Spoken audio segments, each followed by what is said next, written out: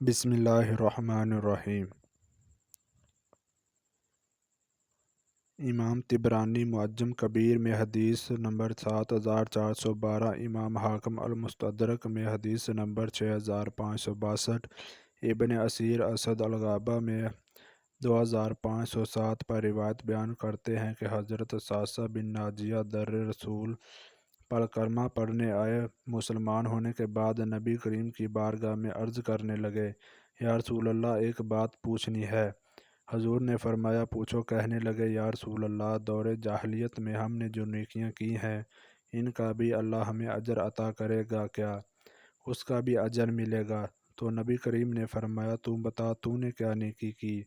کہنے لگے، یا رسول اللہ، میں اونٹوں کا تاجر ہوں، میرے پاس کافی اونٹ ہیں۔ ایک دفعہ میری 10 ماہ کی 2 گابن اونٹنیاں گم گئیں، چنانچہ میں اپنے ایک اونٹ پر سوار ہو کر ان کی تلاش میں نکل پڑا۔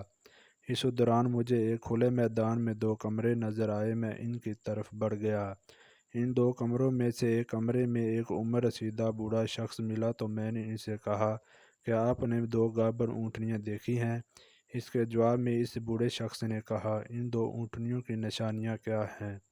میں نے ان پر بنو دارم حضرت ثاثہ رضی اللہ عنہ کے قبیلے کا نام ہے کی علامت لگی ہوئی ہے۔ اس پر اس نے کہا، ہمیں آپ کی دونوں اونٹنیاں ملی ہیں، ہم نے ان کے بچے جنوائے اور ان کی دیکھ بھال کی، یعنی وہ گابن تھی، ان کے بچوں کی ولادت کے وقت اور اس کے بعد ان کی دیکھ بھال ہم نے کی ہے، اور اللہ تعالیٰ نے ان کے ذریعے تمہاری قوم عرب کے قبیلے مضر کے ایک گھر کو خوشحال کر دیا ہے۔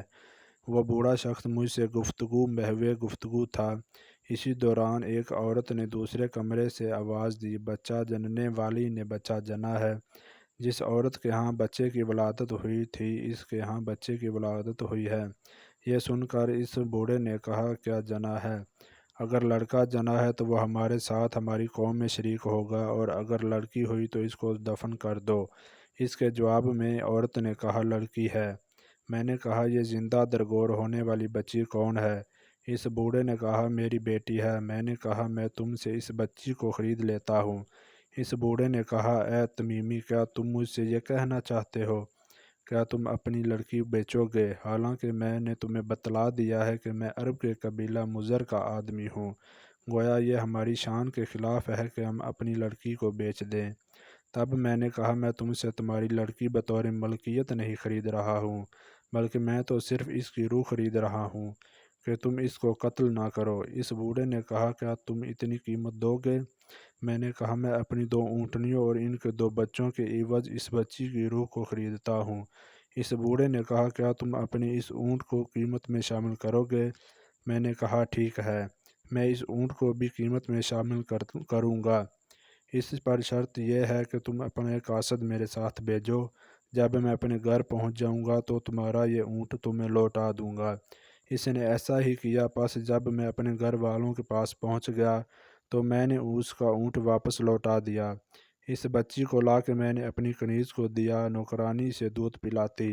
یا رسول اللہ، وہ بچی میری داڑھی کے بالوں سے کھیلتی، وہ میرے سینے سے لگتی۔ جب رات کا کچھ حصہ گزر گیا تو میں نے اپنے جی میں سوچا، یہ کام تو بھلائی کا بہت بڑا کارنامہ ہے۔ مجھ سے پہلے عرب کے کسی شخص نے اس خیر میں حصہ نہیں لیا۔ پھر میں لگاتار اس خیر کے کام میں لگا رہا، چنانچہ اسلام ظاہر ہونے تک میں نے 360 بچیوں کی جان بچائی۔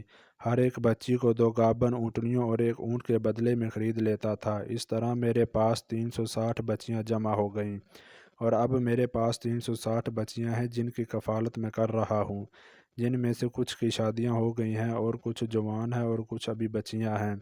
حضور، مجھے بتائیں، کیا میرا مالک مجھے اس کا اجر دے گا؟ کہتے ہیں حضور کا رنگ بدل گیا، داڑھی مبارک پر آنسو گرنے لگے، مجھے سینے سے لگایا، میرا ماتھا چوم کے فرمایا، یہ تو تجھے اجر ہی تو ملا ہے، رب نے تجھے دولت ایمان عطا کر دی ہے۔